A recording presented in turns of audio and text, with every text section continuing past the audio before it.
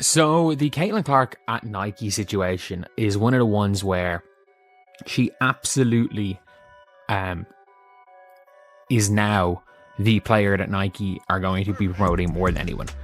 I don't think the fate... I'm not going to say the fate of Nike is on Caitlin Clark, because I don't think the fate of Nike is on Caitlin Clark. Obviously, she doesn't have that much importance. However, I think the fate of signature athletes at Nike does rest on Caitlin Clark, because, let's be real, if you look at the NBA's most worn shoes, the signature athlete... Nike's monumental reveal for Caitlin Clark was never just a simple sneaker launch. It was a high-stakes gamble that could reshape the future of signature athlete lines entirely.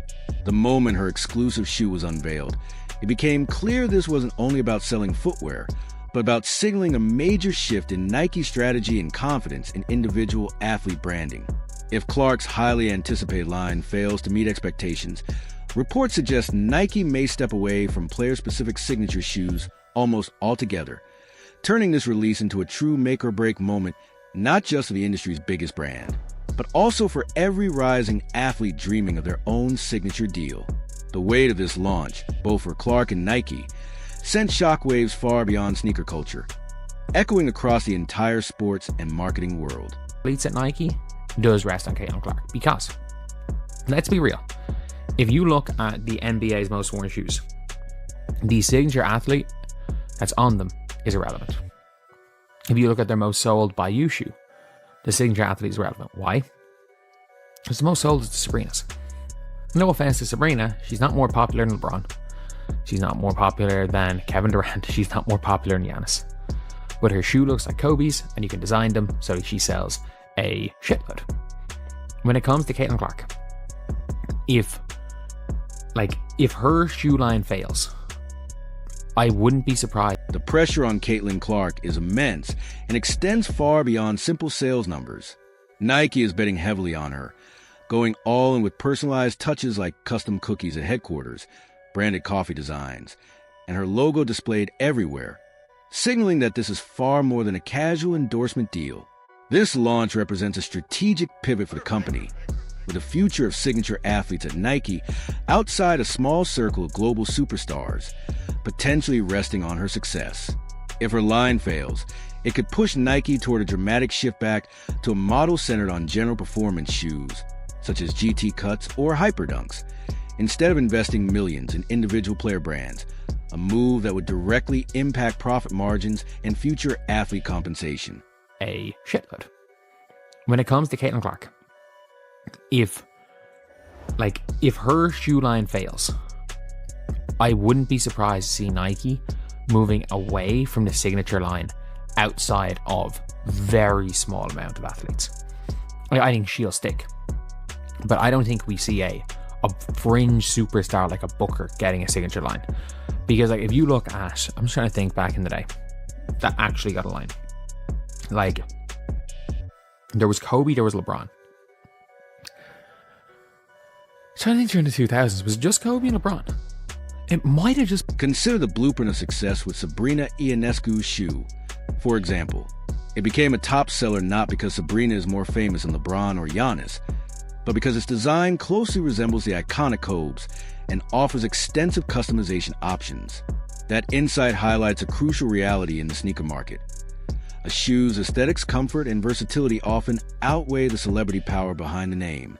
For Caitlin Clark's debut line, Nike needs more than just her massive popularity.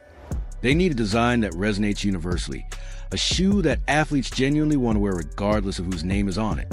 In the end, it's the product itself, not just a star attached to it, that determines success.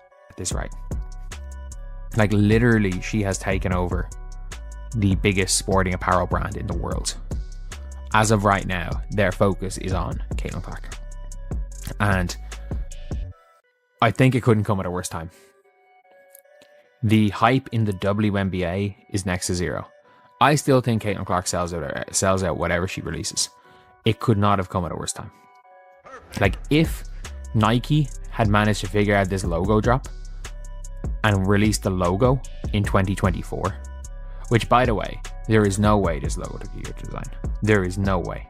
The implications of a potential flop are stark and immediate for the WNBA. If Caitlin Clark's signature line fails to succeed, the possibility of another WNBA player ever receiving a signature shoe could disappear entirely. Nike could easily conclude, if we can't sell Caitlin, we can't sell anybody, shutting the door on future investments in women's signature footwear.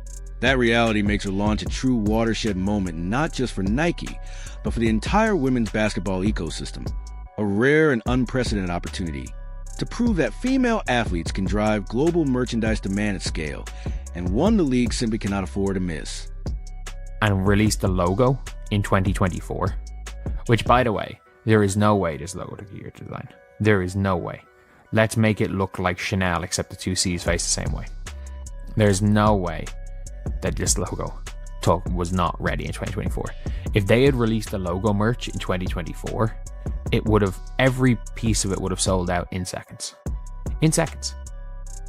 And then you could have went into 2025. Signature shoe's still not there, but then you could go and release the lifestyle range.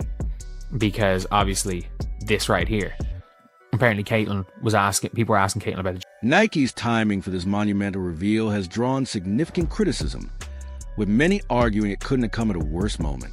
The initial wave of Caitlin mania in 2024 has already cooled, and had Nike released her logo and first merchandise during that peak, virtually every item would have sold out within seconds, creating massive hype and a buying frenzy. Instead, the delay may have cost the brand a crucial window of opportunity, potentially sacrificing the kind of explosive, instant demand that could have launched your line into an untouchable level of success. Still huge. It's not saying that this stuff won't sell out, but I'm saying that there's not going to be it's not going to be a frenzy. Like, if this stuff came out in 2024, there would be people queuing outside shops to buy it. And for anyone saying that like the Caitlin Clark hype has died down, the hype has not died down. Caitlin Clark is super popular. She's super famous. People will tune in to watch Caitlin Clark. The mania has gone.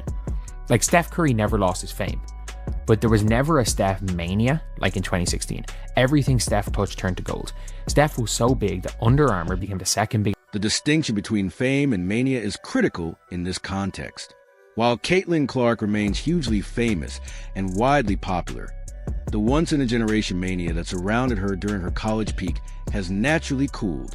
A similar pattern was seen with Steph Curry in 2016, when his peak mania helped push Under Armour past Adidas in the US market, and even with LeBron James, whose mania dipped after 2016, despite his global fame remaining massive. Because of Nike's delay, Clark's signature launch now enters a market that respects and supports her, but no longer carries the white-hot, around-the-block frenzy that could have truly defined this moment. Steph Curry never lost his fame, but there was never a Steph mania like in 2016. Everything Steph touched turned to gold. Steph was so big that Under Armour became the second biggest sports brand in America solely because of him. It overtook Adidas. It was closing in on Nike because of his mania. The Caitlin mania is over, partially due to injury, partially due to the league imploding. It's like the league has been imploding, partially due to those two things, the injury and the league imploding. The overall interest in women's basketball has gone down, and with the overall interest in the sport going down, with other things like in the attention economy. Further compounding Nike's timing problems are external factors such as the WNBA's perceived instability and ongoing lockout speculation. Talk of a potential work stoppage has circulated for more than a year, with players like Angel Reese openly stating they would be willing to sit out if their demands are not met. These league-wide uncertainties have contributed to a broader cooling of interest in women's basketball, creating a far from ideal backdrop for a signature shoe launch that depends heavily on maximum hype, optimism, and sustained positive attention to achieve global success. Reach that level of impact with this, and I think their timing has been horrendous. I think their timing of all this, and to say, oh, they couldn't have guessed that there was going to be a lockout. Really? People have been talking about it potentially being a lockout for a year. Like, it's been a year since Angel said on her podcast, if they don't pay us, we're sitting out. It's been over a year. So at the end of the day, look, it is what it is. Hopefully all's good. with this, and hopefully it sells out, and hopefully the shoe is nice. Hopefully the shoe is nice. At the end of the day, the shoe is the one thing it's going to release in Europe, and I will gladly buy that shoe and do a short 30-second review so it can... Caitlin Clark's highly anticipated CC logo has already sparked debate, with many noticing its resemblance to luxury fashion branding, signaling Nike's ambition to position her not just as an athlete, but as a full-scale lifestyle icon. However, bold design only works when matched with a perfectly timed and coordinated launch strategy, and that's where the cracks begin to show. Today's signature sneaker market is more crowded than ever. What once belonged only to legends like Kobe and LeBron has expanded to include stars like Kevin Durant, Kyrie Irving, Giannis Antetokounmpo, Ja Morant, and Devin Booker, making it harder than ever for a new line to truly stand out. On top of that, the lack of a clear release date and the delayed rollout of lifestyle apparel weakens momentum when this launch needs maximum impact. Global availability is another major concern. Even popular signature models like Sabrina's remain difficult to purchase outside the United States, limiting worldwide reach. If Clark's shoe isn't widely available in Europe and international markets, Nike risks capping its own success. While Clark will almost certainly sell out due to her loyal fan base, this won't be a frenzy moment. The kind of overnight lines and cultural takeover that could have happened during her peak hype. The financial stakes are massive. If the line underperforms, Nike could save millions by shifting away from athlete royalties and returning to generic performance models like the GT Cut or Hyperdunk. Nike's royal treatment of Clark at headquarters shows just how all in they are on this bet, but mistimed execution, league uncertainty, and fading mania have created a risky environment. This launch isn't just about one sneaker. It's a referendum on the future of Nike's signature athlete model and the global commercial power of WNBA stars. The entire industry is watching to see whether this gamble becomes a breakthrough or a warning sign. Rocket